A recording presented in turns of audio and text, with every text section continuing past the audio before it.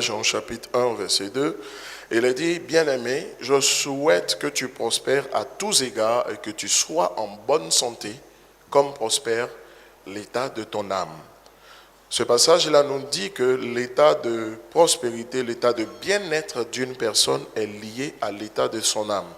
C'est pourquoi il faut s'assurer à tout moment que votre âme est en bonne santé. Et si nous voulons véritablement manifester ou refléter la gloire de Dieu telle qu'elle est mentionnée dans la parole. Pas parce que nous sommes attachés au matériel, pas parce que nous sommes attachés, on va dire, n'est-ce pas, à l'argent ou à ces choses du monde, non.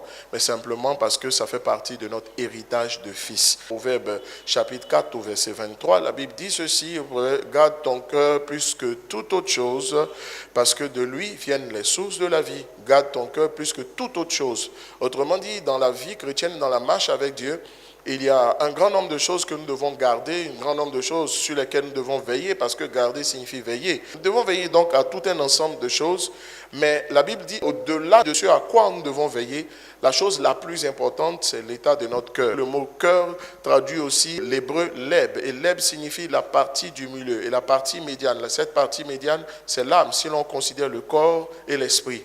Quelles sont les conséquences d'une âme malade? La première conséquence, c'est une vie spirituelle déséquilibré ou perturbé. De manière générale, tous les péchés ont une conséquence sur votre vie. En fonction de la nature du péché, les conséquences ne sont pas les mêmes. Il en est de même pour l'âme.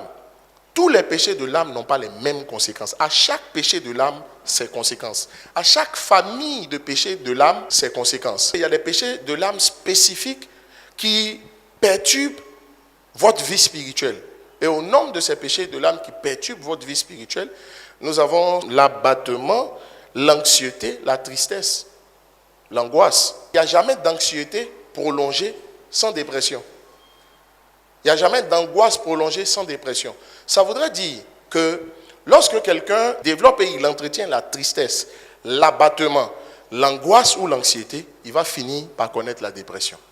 Il n'y a jamais de dépression sans anxiété. C'est quoi l'anxiété?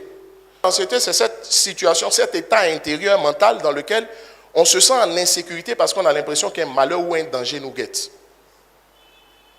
C'est-à-dire on vit dans une forme de psychose ou de peur, en prévision, n'est-ce pas, d'un danger imminent. C'est ça l'anxiété. Il y a l'angoisse aussi, l'abattement. Chers amis, il faut réaliser que si ces choses-là sont entretenues, le risque final, c'est la dépression. C'est quoi la dépression?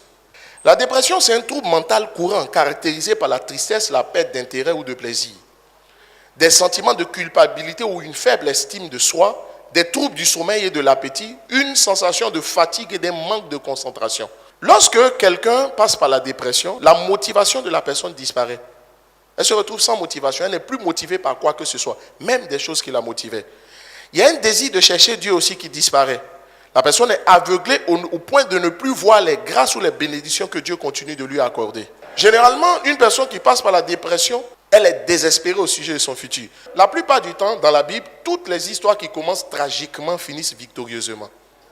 La dépression a tendance à vous emmener à vouloir vous replier sur vous-même. La Bible dit que Akab ne voulait pas manger. On lui sert à manger, il ne veut pas manger.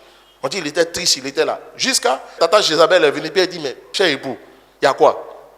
Il dit non, tout va bien. Elle a insisté. Il dit non, que c'est la vigne de Naboth. C'est ça la cause de sa dépression. La convoitise, c'est le fait de penser que tu mérites d'avoir ce que l'autre a. Je peux vous garantir, s'il y a une chose qui va plus vous créer du mal que de vous faire du bien, c'est le fait de vous comparer aux autres. Parce que souvent on se compare, on se dit non, c'est pour s'améliorer. Non, c'est pas pour s'améliorer. Ça va te faire plus de mal que de bien de te comparer aux autres.